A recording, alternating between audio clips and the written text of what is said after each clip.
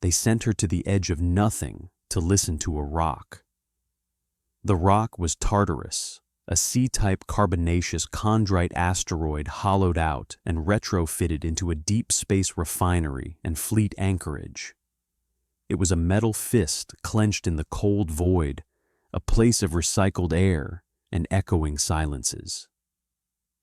In the hangar bay designated Gamma 7, Dr. Eris Thorne was the quietest thing in a space built for noise.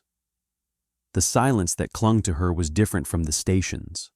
Hers was a coiled, patient thing, while the station's was a dead, metallic hum, the sound of machinery breathing on a long, slow count. They had given her a corner of the hangar, a broom to keep her allocated square of deck plating free of lunar dust, and a high-resolution seismic resonance scanner. To the flight crews and maintenance techs who stomped past in their heavy magnetic boots, she was just the Rock Lady, a civilian anomaly in their rigid military world, another piece of bureaucratic dead weight.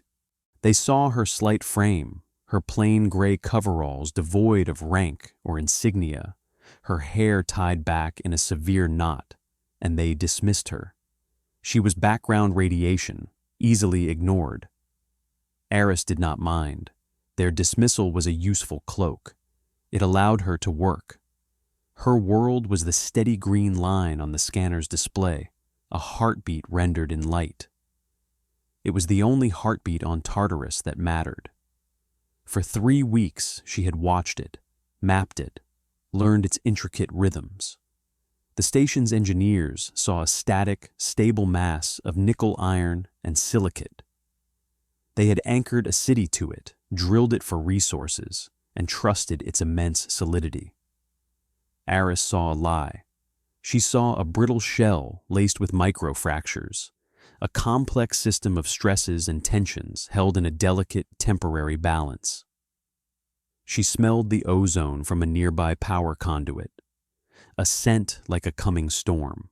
She felt the subtle vibration through the soles of her boots, a tremor so faint it was less a feeling and more a knowledge.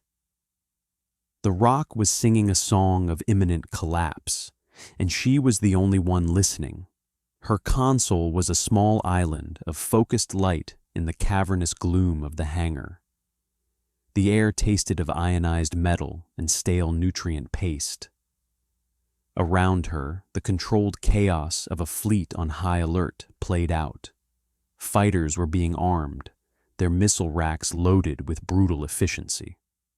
Pilots in flight suits swaggered with a carefully cultivated nonchalance, their laughter sharp and loud in the vast space. They were preparing for a fight they could see, a tangible enemy called the Corsair Armada that was enforcing a loose blockade on the system. They polished their cannons and ran diagnostics on their engines. They did not look down. They did not consider the ground beneath their feet. Commander Valerius considered nothing else but the enemy. He was the fist inside the metal glove of Tartarus, commander of the 7th Defense Wing. He strode into Gamma 7 as if he were invading it. His uniform was a razor-creased edifice of black and gold, his boots gleaming with a ferocious polish. He did not walk, he consumed distance. The casual chatter of the pilots died as he passed. The clatter of tools ceased. His presence was a pressure wave that warped the hangar's atmosphere, replacing the low-grade tension with something sharp and personal. He was a man who believed the universe could be ordered through sufficient application of volume and rank. His gaze swept the hangar, a predator's inventory of his domain. It snagged on the quiet island of light where Eris worked. He stopped. His officers stopped a half-step behind him, a constellation orbiting a collapsing star. He marched toward her corner, his magnetic boots clamping to the deck with aggressive finality. He saw her console, the spidery web of cables connecting it to sensors embedded in the hangar floor, the neat stack of data slates, and Eris herself, hunched over the scanner, making a notation with a stylus. He saw it all as an intolerable mess, an impurity in his martial environment. "What is this?" he demanded. His voice was a blunt instrument, designed to shatter composure. It echoed slightly, amplified by the hangar's cathedral-like dimensions. Eris did not look up. Her focus was on a new harmonic she had just detected in the asteroid's resonance, a faint, discordant undertone that made the fine hairs on her arms stand on end. "This is a seismic monitoring station," she replied, her voice calm and even, a stark contrast to his percussive boom. She tapped the stylus against her chin, her eyes tracing the fluctuating green line. Valerius's jaw tightened. He was not accustomed to being answered without the requisite snap of attention. He stepped closer, planting himself directly in her field of view, forcing her to either look at him or stare at the gold buckle of his belt. "I know what it's supposed to be. I'm asking why it's here, in my hangar. My pilots are preparing for war, and I have a civilian geologist playing with her toys in the middle of my operational theater." He gestured dismissively at her equipment. "This is a waste of space, a waste of energy, and a waste of my time. Who authorized this science fair?" The pilots and crew nearby had stopped all pretense of work. They were watching the confrontation, some with smirks, others with the neutral curiosity of spectators at a public flogging. They saw their loud, dominant commander bearing down on the quiet, unassuming woman. They knew how this story ended. Eris finally lifted her head. Her eyes were a pale, dispassionate gray, the color of a winter sky over a frozen lake. They held no fear, no anger, no deference. They simply registered him, analyzed him. She saw the rigid set of his shoulders, the faint tremor of indignation in his jowl, the way he held his hands behind his back in a parade ground stance meant to project unshakable authority, but which actually betrayed a deep-seated need for control. He was a brittle man, she concluded, much like the asteroid he commanded from. He mistook rigidity for strength. "Fleet Ordnance Command, Directive 77 Alpha," she stated, her voice still maddeningly level. "This station's integrity is compromised. I am here to assess the risk." A vein pulsed in Valerius's temple. The public citation of a directive he hadn't bothered to read was a small, sharp jab at his authority. Compromised? This rock has been here for 1 billion years. It will be here for 1 billion more. It is the most stable platform in this sector. My engineers have assured me of that. He leaned in closer, lowering his voice to a menacing growl. "I think you are the risk, Doctor. A distraction. A civilian fantasy project cluttering up my war effort." He pointed a gloved finger at the large, slate-gray core sample sitting on a pedestal next to her console. "Pack up your rocks and your charts and get out of my hangar. Now." "That is not advisable, Commander," Eris said. The words were simple, factual, yet in the charged silence of the hangar, they landed with the force of a thrown gauntlet.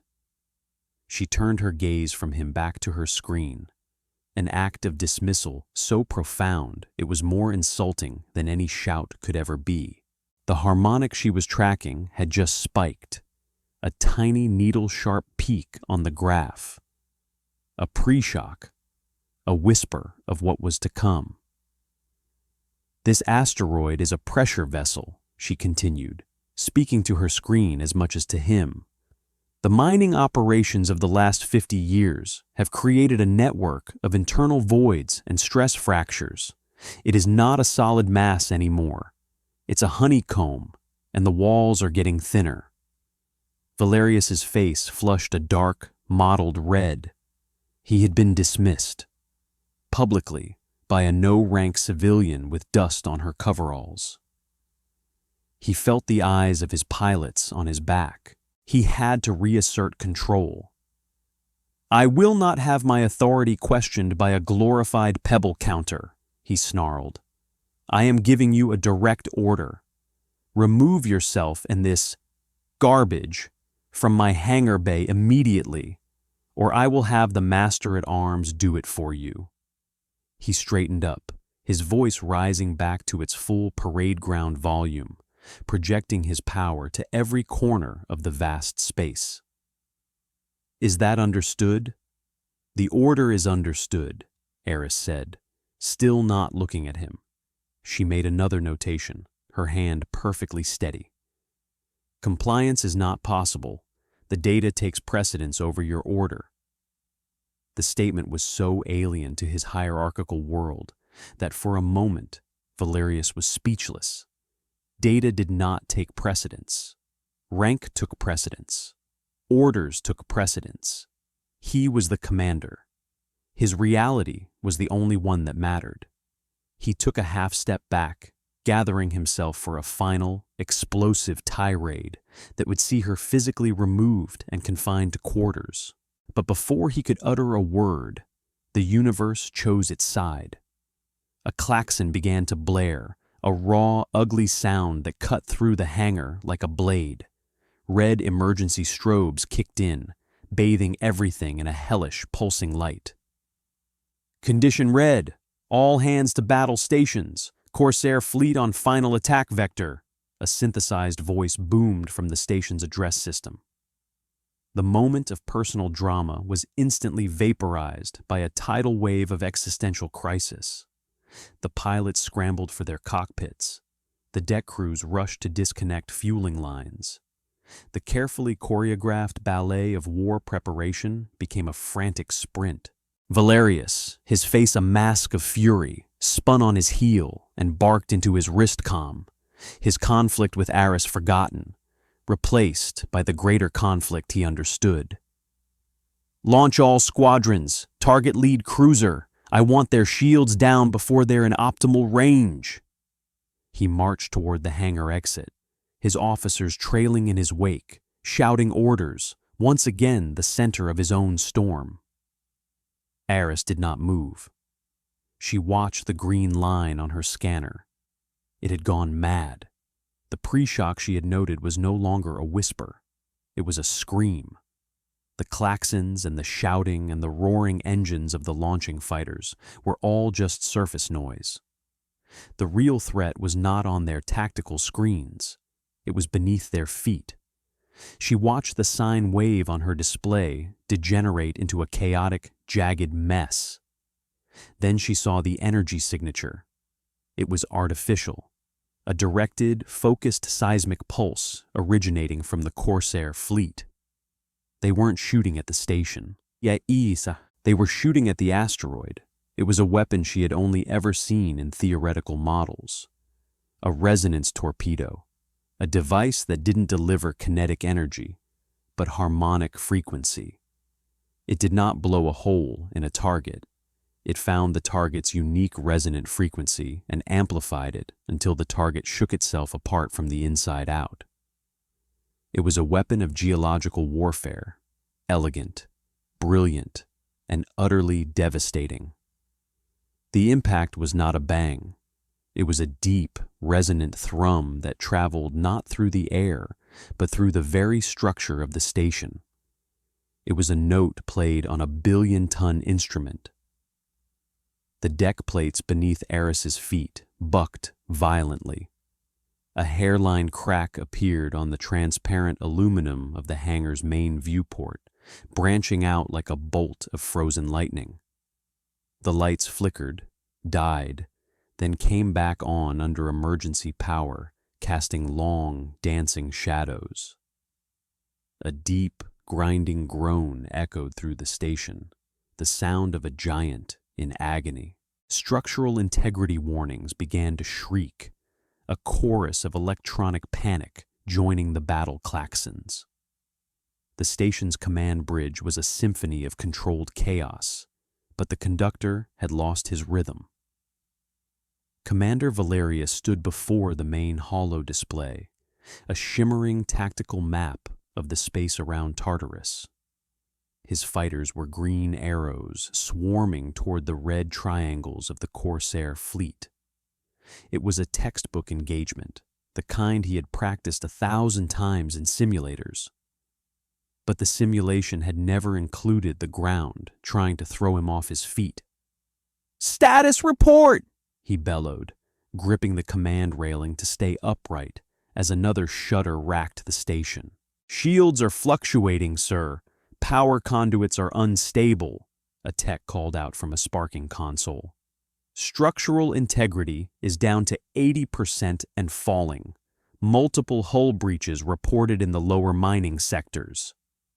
"Ignore the tremors. Focus on the enemy," Valerius commanded, his eyes locked on the holo display. His worldview was simple. All threats came from the outside. The solution was to meet them with overwhelming force. "Tell Viper Squadron to break formation and begin a flanking run. I want those torpedo launchers silenced." His strategy was sound, his tactics conventional. He was fighting the last war, a war of shields and lasers, while the enemy was fighting a new one, a war of physics and geology. His fighters were trying to shoot the archer while the arrow was already in the target's heart. Aris had made her way from the now evacuating hangar to the bridge. No one stopped her. In the escalating panic, her plain gray coveralls made her invisible. She moved with a calm, deliberate purpose that was jarringly out of place. She bypassed the frantic officers and technicians, her eyes scanning their displays, absorbing data at a furious rate. Power fluctuations, grav plate failures, atmospheric leaks, all symptoms, none of them the disease. The disease was the rock. She saw Lieutenant Eva Rostova, a young tactical officer, trying to make sense of the cascading damage reports. Rostova's face was pale, but her hands were steady on her console. Aris had noted her in the hangar. The lieutenant had watched the confrontation with Valerius, not with amusement, but with a quiet, analytical intensity. A mind that processed, not just reacted. "Commander, Viper lead reports heavy debris fields," Rostova announced, her voice tight. "The asteroid is shedding. They can't get a clean attack vector."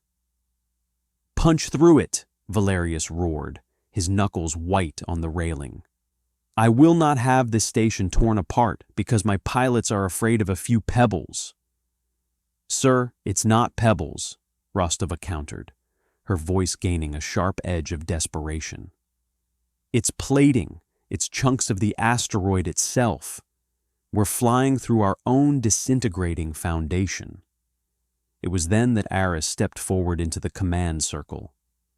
She moved past Valerius and placed her hand on a secondary holo projector, activating it. A new image bloomed in the air next to the tactical map, a translucent, rotating wireframe model of the Tartarus asteroid, glowing with internal light. A spiderweb of angry red lines pulsed within it, representing the stress fractures.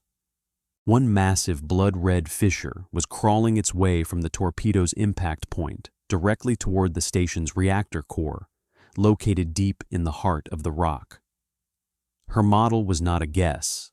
It was a real-time rendering based on the data from the sensors she had painstakingly planted.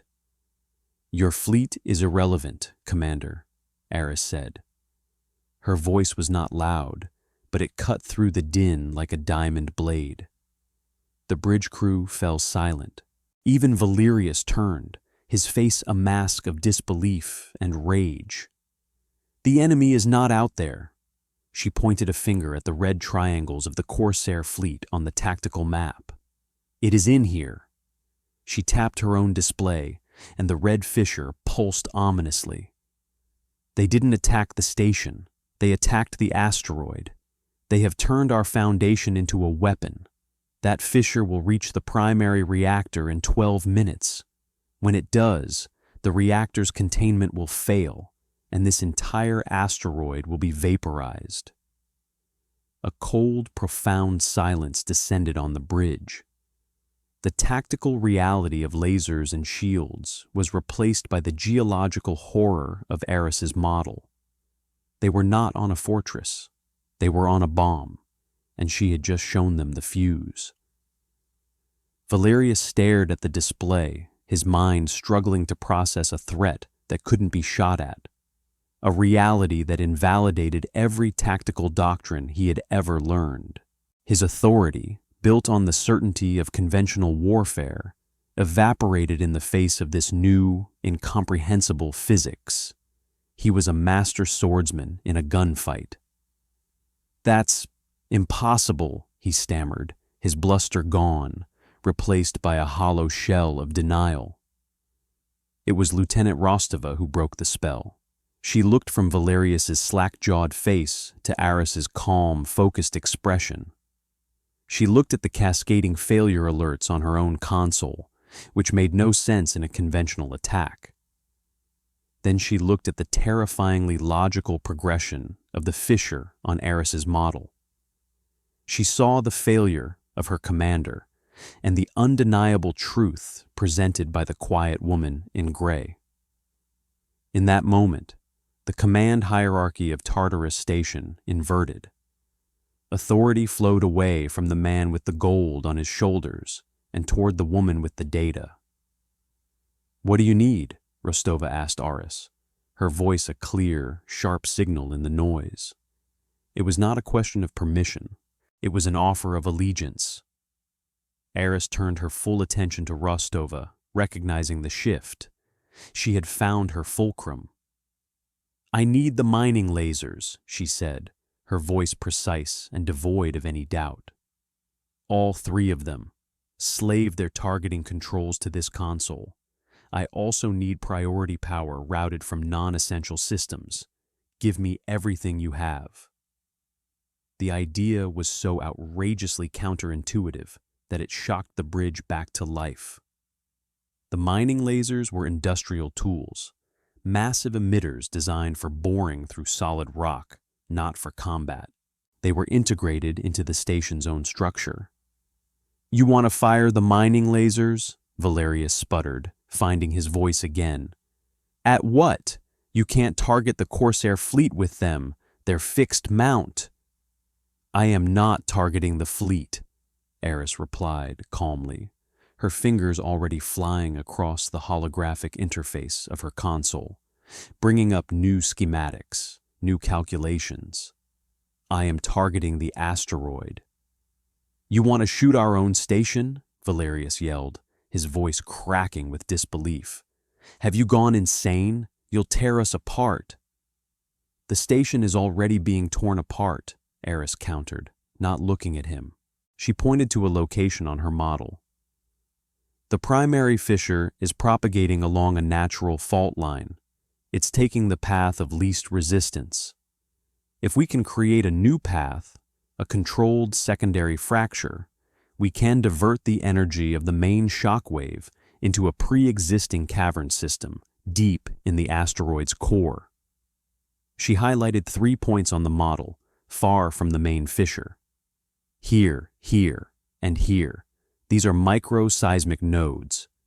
If we hit them simultaneously with precisely modulated energy pulses, we can create a pressure release valve. It's not destruction, it's surgery." Rostova didn't hesitate. She was already at her station, her own fingers a blur. "Engineering, this is the bridge," she commanded, her voice ringing with newfound authority. "I am enacting emergency command override. Reroute all auxiliary power to the primary mining emitters. On my mark." She looked at Aris, her eyes asking the unspoken question. "Are you sure?" Aris met her gaze and gave a single, almost imperceptible nod. It was all the confirmation Rostova needed. The bond was forged. The new chain of command was in effect. Valerius watched, aghast, as his bridge crew, his own officers, turned their backs on him. They moved with a desperate, unified purpose, following the quiet, insane instructions of the civilian. They were taking orders from the Rock Lady. His entire world had come undone.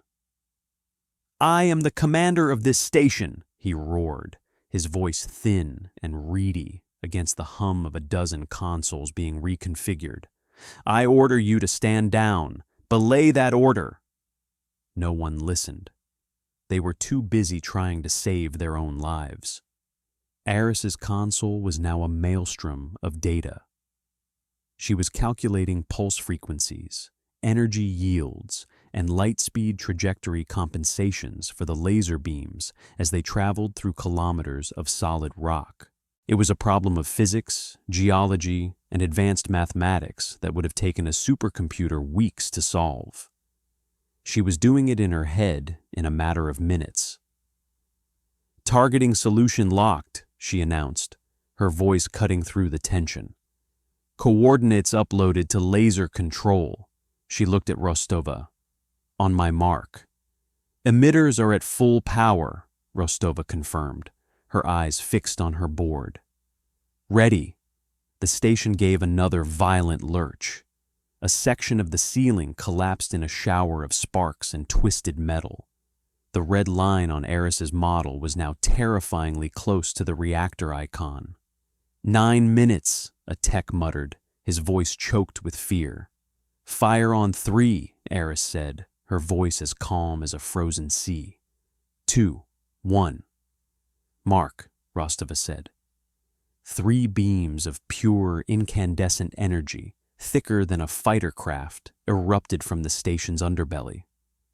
They weren't weapons designed for the vacuum of space. They were brutal, industrial tools. They did not fire out at the enemy, but down into the foundation of the station itself. For 3.7 seconds, they poured unimaginable energy into the heart of the asteroid. The station screamed. It was not a metallic groan this time, but a high-frequency shriek of tortured matter. The lights didn't just flicker, they exploded. The bridge was plunged into darkness, lit only by the hellish red of the emergency strobes and the ghostly glow of the holodisplays. The entire station vibrated with an intensity that threatened to tear molecules apart. It felt like the end.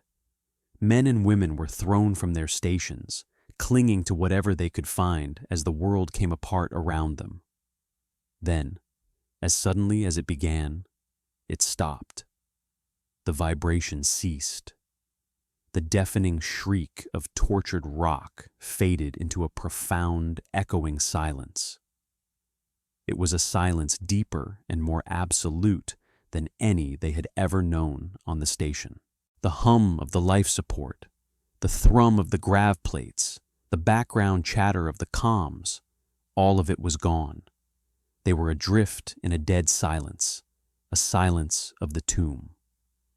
For a long moment, no one moved, no one breathed.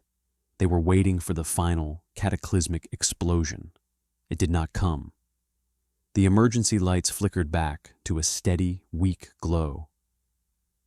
On Aris's holodisplay, which had remained powered by its own independent source, the angry red fissure had stopped its relentless march toward the reactor.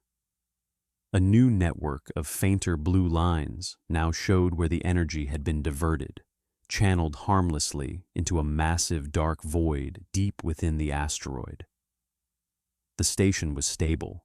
The bomb had been disarmed. On the main tactical display, the red triangles of the Corsair fleet, their unconventional strategy inexplicably thwarted, were breaking off their attack and retreating into the black. A single sob broke the silence on the bridge, then another. It was a sound of unbearable relief. Lieutenant Rostova slowly picked herself up from the deck, her face streaked with grime. She looked at Aris, who stood perfectly still by her console, her expression unchanged. She had not been thrown. She had braced herself, anticipating the exact moment and vector of the shockwave. Rostova's expression was one of pure, unadulterated awe. They were alive because of this strange, quiet woman. Before anyone could properly process the miracle that had just occurred, a priority channel override chimed through the bridge speakers, a sound no one had heard in years. It was a direct link to Fleet Command. The main holo display, which had been showing the retreating enemy, flickered and resolved into the face of a man. He was old, his face a roadmap of hard campaigns, his eyes chips of cold blue ice. He wore the uniform of a fleet admiral, but it was his presence, not his rank, that commanded absolute attention. He was Admiral Thorne. No, not Thorne. That was her name. This was Admiral Mikhail Sorokin, the supreme commander of the asymmetric warfare group. Valerius, who had managed to pull himself back to his command railing, saw the admiral's face and immediately tried to salvage his shattered authority. He straightened his disheveled uniform. "Admiral Sorokin, sir. Commander Valerius reporting. We have repelled the Corsair attack. The station is secure. There was some minor structural damage, but the situation is under my control." He was attempting to paint a picture of competence over the canvas of his own catastrophic failure. Admiral Sorokin's icy gaze did not even flicker toward Valerius. It swept across the wrecked bridge, taking in the damage, the stunned faces of the crew, and then it settled with unnerving focus on the quiet woman in the gray coveralls. "I am not talking to you, Commander," the Admiral said, his voice a quiet rumble of immense power that made Valerius physically flinch. The public rebuke was so sharp, so absolute, it was like a physical blow. Sorokin's eyes remained fixed on Aris. "I'm asking for a sit rep from Spectre." The name fell into the dead air of the bridge and landed with the weight of a collapsing star. Spectre. It was not a name. It was a legend. A ghost. A call sign whispered in the deepest, most secure corridors of Fleet Command. Spectre was the architect of the victory at Cygnus X-1, the strategist who broke the siege of Orion's belt with nothing but a freighter and a quantum algorithm. Spectre was a legend, a mythical figure, a weapon of last resort, an operator so deep under cover their very existence was denied. A name associated with impossible, paradigm-shifting solutions to unwinnable conflicts. The crew of Tartarus Station turned as one, their eyes wide with disbelief and dawning comprehension, to stare at the Rock Lady, the quiet geologist, the woman in the plain coveralls who they had ignored for weeks. Commander Valerius's face went completely white. The blood drained from it, leaving a pasty, sickly gray. His mind frantically replayed the last few hours, his arrogance, his condescension, his public humiliation of her in the hangar. He hadn't just challenged a civilian scientist. He had threatened and ordered around the most dangerous and respected strategic mind in the entire fleet. He felt a cold dread seep into his bones, a fear far more profound than the one he had felt when the station was shaking itself apart. He had not made a mistake. He had committed career suicide. He had insulted a living ghost. Aris finally looked away from her console. She met the Admiral's gaze on the screen. There was no triumph in her expression, no satisfaction. There was only the calm, dispassionate finality of a completed task. "Threat neutralized, Admiral," she said, her voice as level and precise as ever. "The Corsair fleet has withdrawn. Their resonance weapon is a viable threat. Full specifications are being uploaded to your office. The station is stable but structurally compromised.